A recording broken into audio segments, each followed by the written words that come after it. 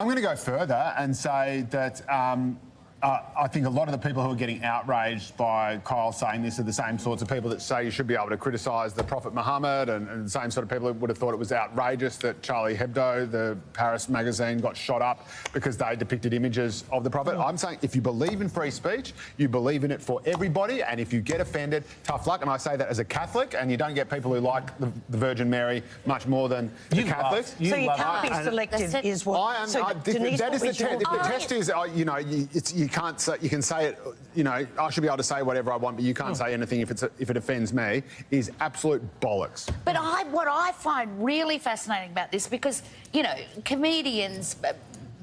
Personally, I wouldn't call Kyle a comedian. That was the most offensive part. Yes, it's like, get off it.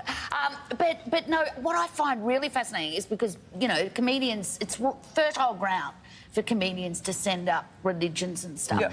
But this didn't create a storm till Kiss put it on their Instagram account. So I'm wondering if it and that would was have 3 days later. 3 days later, they put that footage on there. That's because it spreads it. That's, but this is the exact... That's the conduit to spread the information. That's what I find. This is the exact same thing. This is exactly what happened with Alan Jones and his comments about Jacinda Ardern. No one even knew that he'd made them, or no one was upset that he'd made them until 2GB put it on their website. And then once it's online, and suddenly it finds an audience that is actually not the intended audience for the comments. And The Chaser had the exact same thing where they did their sketch about Make a Realistic Wish Foundation. And Julian Morrow actually talked about this at length in the Andrew Ollie lecture for the ABC, and says, we did this on a show that was watched by 1 million people on the ABC.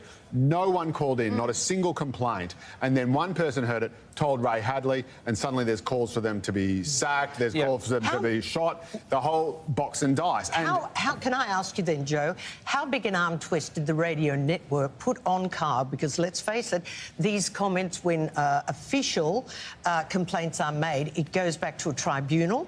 They have to answer to the tribunal that they're doing the right thing. So did he have to apologise? And I appreciate you say you think it's genuine, but I reckon there's a big arm twist by the network who are in danger of losing a licence. Well, I think the reason why Kyle is at the network that he's at now is because he was unhappy with the way the one he was at previously had handled complaints about him, and he felt in part, I think, that they didn't sort of back him enough, or they were a bit too lily-livered about it, and he basically took his show and every single last member of his audience with him, and that network has been struggling ever since, and we've both been on it, and this is, you know, and Alan Jones did exactly the same thing at 2UE, and I'm just so fed up. I don't agree with all the comments, and I know that they can be offensive or whatever, but I'm just so sick of this cancel culture where people say, someone said something I don't like, therefore they should be sacked, 100%. and we should never hear from them again. And it's happened to everyone from Sarah Silverman to Alan Jones to Dave Chappelle,